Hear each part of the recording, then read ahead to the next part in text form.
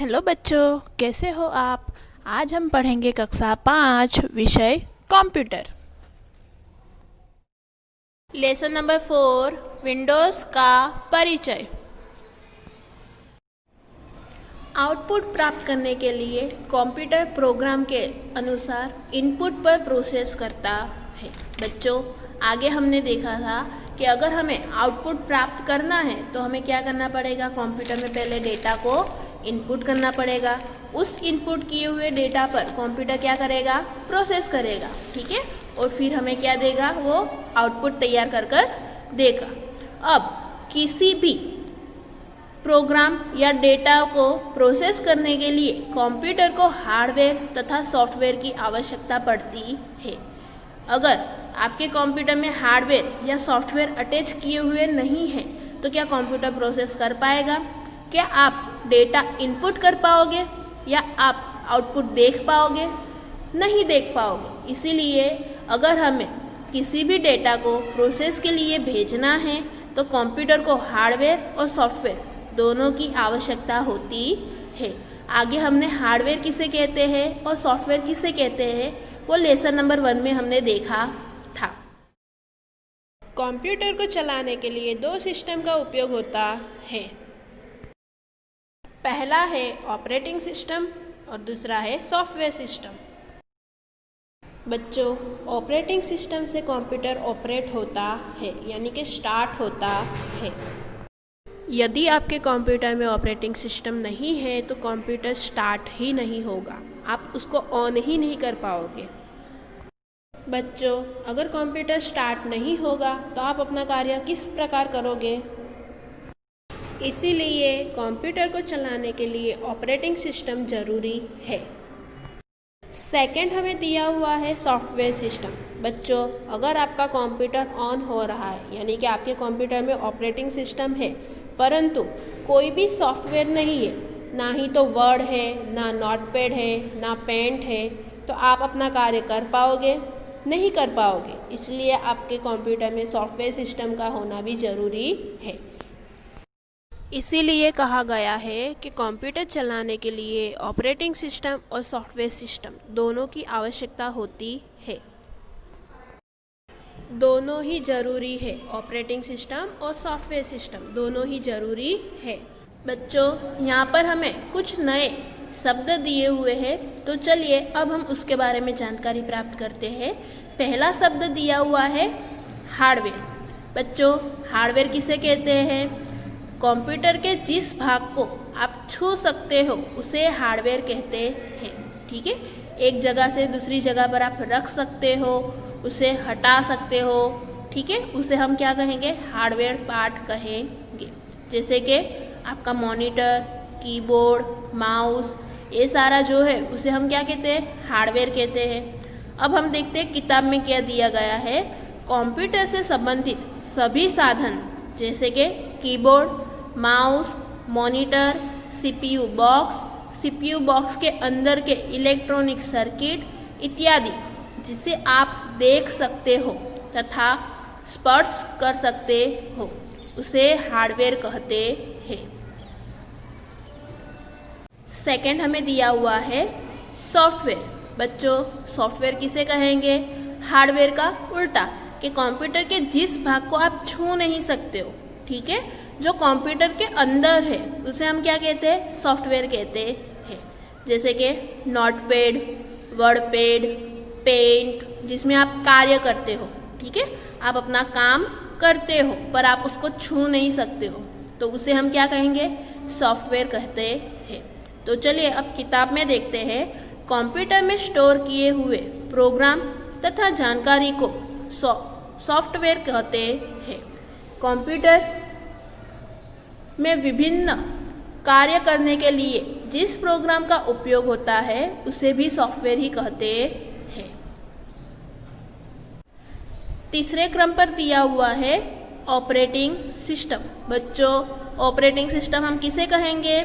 Computer को चलाने के लिए उपयोगी प्रोग्रामों की श्रृंखला को ऑपरेटिंग सिस्टम कहते हैं। चौथे क्रम पर दिया हुआ है ग्राफिक्स। बच्चों, ग्राफिक हम किसे कहेंगे?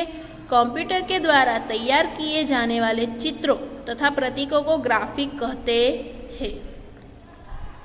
बच्चों, हमारा नेक्स्ट पॉइंट है ऑपरेटिंग सिस्टम। अब हम ऑपरेटिंग सिस्टम के बारे में जानकारी प्राप्त करेंगे। सीपीयू को अपने कार्य करने के लिए विशिष्ट प्रोग्राम की आवश्यकता पड़ती है। ठीक है, सीपीयू से हम जो भी कार्य लेते हैं, यानी जैसे कि हमने कोई भी डेटा इनपुट किया है, ठीक है, तो उसके ऊपर क्या होगा, प्रोसेस होगा। तो प्रोसेस किसके माध्यम से होती है, सीपीयू के माध्यम से। पर सीपीयू को कौन सा कार्य कब करना है वो उसको कैसे पता चलता है, वो ऑपरेटिंग सिस्टम की मदद से पता चलता है। यानी कि ऑपरेटिंग सिस्टम जो होती है वो उसको सहायता करती है। कंप्यूटर को चलाने के लिए यानी कि ऑपरेट करने के लिए ऐसे प्रोग्रामों की श्रृंखला को ऑपरेटिंग सिस्टम कहते हैं। यानी कि कंप्यूटर को चलाने के लिए जो प्रोग्राम की आवश्यकता होती है उस प्रोग्राम के श्रृंखला को ऑपरेटिंग सिस्टम कहते हैं। ठीक है, ऑपरेटिंग सिस्टम कंप्यूटर के नियंत्रण तथा व्यवस्थापन का कार्य भी करता है। हमारा नेक्स्ट पॉइंट है विंडोज़ ऑपरेटिंग सिस्टम। बच्चों, ऑपरेटिंग सिस्टम बहुत सारी आई थी कंप्यूटर को ऑपरेट करने के लिए। ठीक है, अभी के कंप्यूटर में जो ऑपरेटिंग सिस्टम चल रही है वो विंडोज़ ऑपरेटिंग सिस्टम है। ठीक है, अधिकतर कंप्यूटर माइक्रोसॉफ्ट विंडोज़ नाम की ऑपरेटिंग सिस्टम पर चलते हैं जो विंडोज़ के नाम से प्रचलित है। ठीक है, विंडोज़ ग्राफिकल इंटरफेस वाली सरलता से उपयोग की जाने वाली वैसी ऑपरेटिंग सिस्टम है। ग्राफिकल इंटरफेस का अर्थ होता है कि कंप्यूटर का उपयोग करने के लिए आपको कमांड्स याद रखने नहीं पड़ते। ठीक है, वहाँ ऑटोमेटिकली आप कार्य कर सकते हो। कुछ निश्चित कार्य करने के लिए आप स्क्रीन पर योग्य कमांड टूल या संबंधित चित्रों पर माउस द्वारा उस चित्र को पसंद कर सकते हो।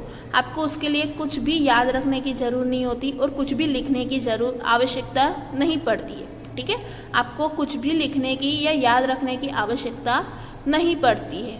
विंडोज़ ऑपरेटिंग सिस्टम जो है वो बहुत ही अच्छी ऑपरेटिंग सिस्टम है जो अभी के सारे कंप्यूटर में विंडोज़ ऑपरेटिंग सिस्टम ही पाई जाती है। तो हमारा नेक्स्ट टॉपिक है विंडोज़ में माउस का उपयोग। बच्चों, आप जानते हो माउस एक छोटा सा हमारा इनपुट डिवाइस है, पर विंडोज़ जैसी ऑपरेटिंग सिस्टम के लिए माउस एक महत्वपूर्ण इनपुट डिवाइस माना जाता है। ठीक है, जब भी आप माउस की बटन प्रेस करते हो यानी दबाते हो तब आपको एक आवाज़ सुनाई देती है, क्लिक। ठीक है, इस तरीके की आवाज़ सुनाई देती है, उसे हम नॉर्मली क्लिक करना कहते हैं। माउस पैड पर जब आप माउस फिराते हो उस समय डेस्कटॉप पर आपको एक एरो दिखाई देता है। उस एरो को क्या कहते हैं बच्चों, माउस पॉइंटर कहते हैं। ठीक है, जो डेस्कटॉप पर आपका माउस कहाँ है वो दिखाता है। यहाँ हमें नीचे कुछ माउस की क्रियाएं दी गई है। अब हम उसके बारे में जानकारी प्राप्त करते हैं।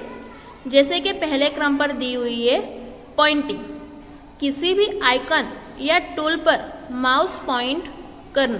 ठीक है, माउस का जो एरो होता है उसे वहाँ पर ले जाना, उसे क्या कहते हैं, पॉइंटिंग करना। सेकंड हमें दिया हुआ है क्लिक।